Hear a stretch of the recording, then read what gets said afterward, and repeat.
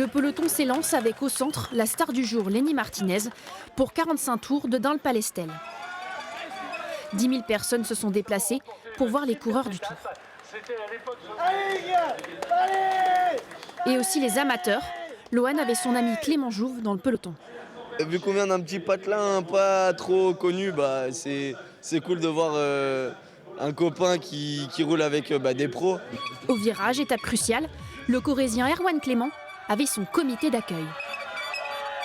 Alors c'est notre meilleur pote, notre meilleur élément aussi dans l'équipe, le club compétition Nieul.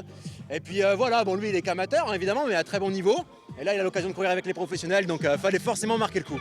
Philippe, lui, assiste à son 30e critérium. Je vais voir Lenny Martinez.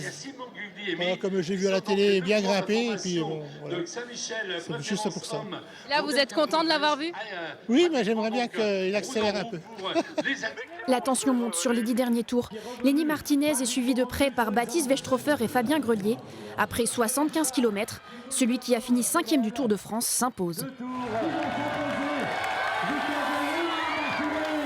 Il y avait un très grand virage parce avec plus trop de vitesse en bas et la bosse ça montait à bloc jusqu'en haut tous les tours, donc c'était un circuit dur.